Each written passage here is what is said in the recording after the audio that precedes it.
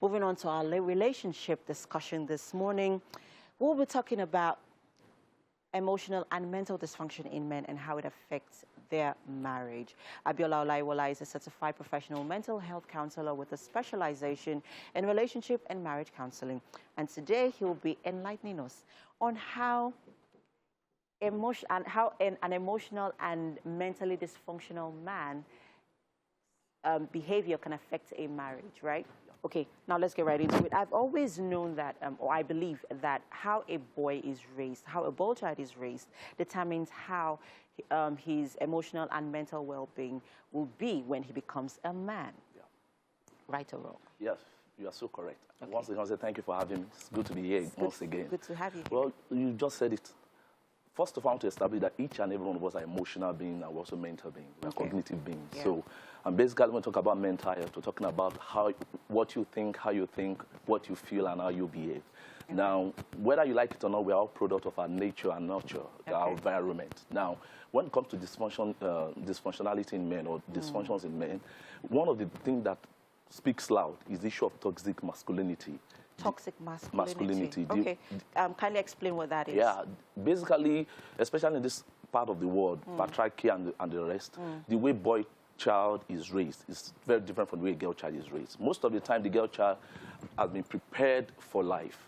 From very early age, you see a girl child already in the kitchen helping with house chores and things like that, taking care of the younger ones and the likes. The boy child is probably go play around, don't worry, go watch TV and things like that. Yeah. You tell the girl child, don't let anybody touch you. It's already been told how to prepare ourselves and to protect ourselves. But for the male child, it's like, you got to think, I'll just cast your seed anywhere you want it anyway. So most of the time, we don't pay attention to the boy child.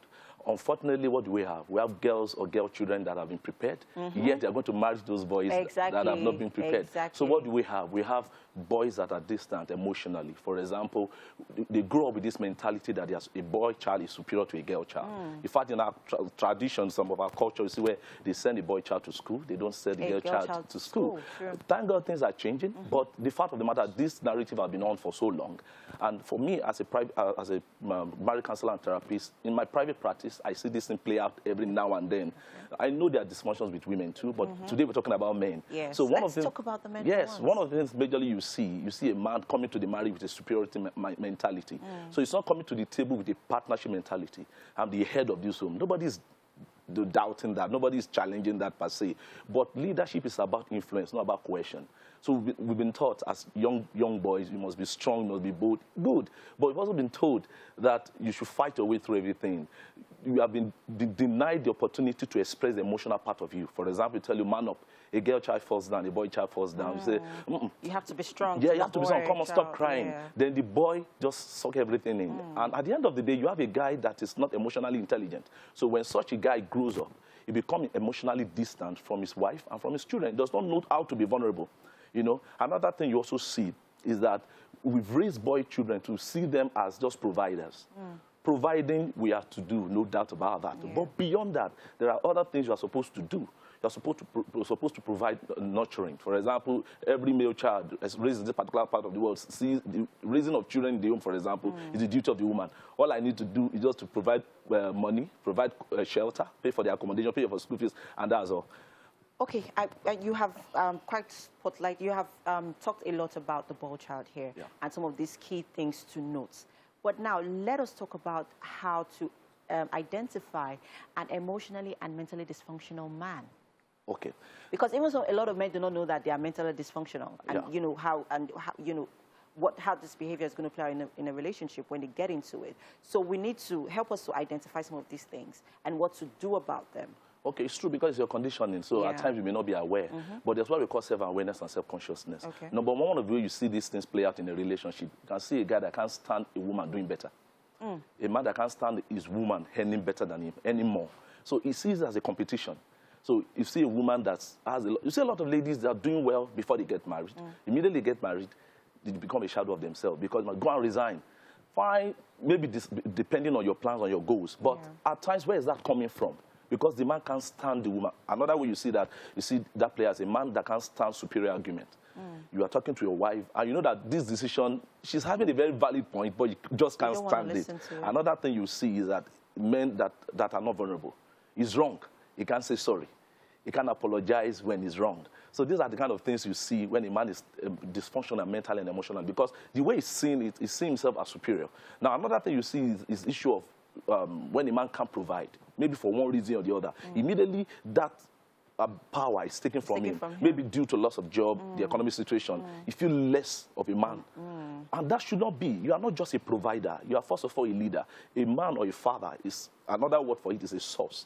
You must be able to sustain what you birth. So basically, you are supposed to be a sustainer. And to do that is not just about money.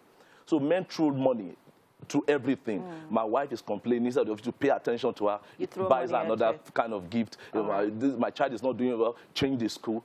Not taking time to be in their life. So now that those things have been noted, how do you correct them? What do you do about them? And then, if you're in that relationship and you're a partner and you've noticed these things in your partner, what do you do about it? What role should the partner play? Okay. I tell people, when you find yourself in the pit, the first thing to stop doing is to stop digging.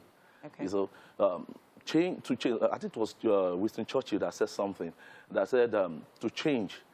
There's a way he put it. He talked about to change. It could be something that could take a little while, but to perfect it means to change often. Okay. So all it takes is that identify, acknowledge the fact that I have this.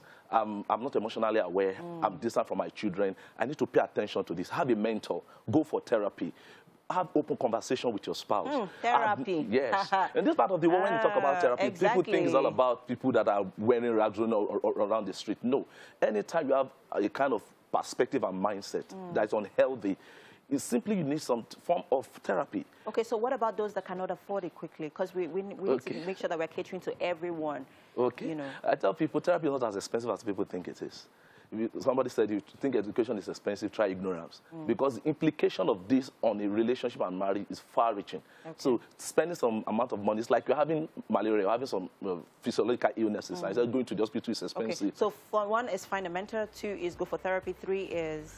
3, be self-aware. Be self-aware. And be hope-minded. Oh, yeah. And finally, if you're a partner, what do you do? What role should you play? That's for, you need to be sensitive. Be sensitive. Sensitive, emotionally sensitive with them, and be understanding. Now you know that it's not because he wants to be like that. He has been conditioned to be like that. Encourage them to go for therapy. Encourage them to go for therapy. Thank you so much. Thank you so much for having me. It's always a pleasure coming here. It's always a pleasure having you. Thank you so always much. only 1 or 2 things.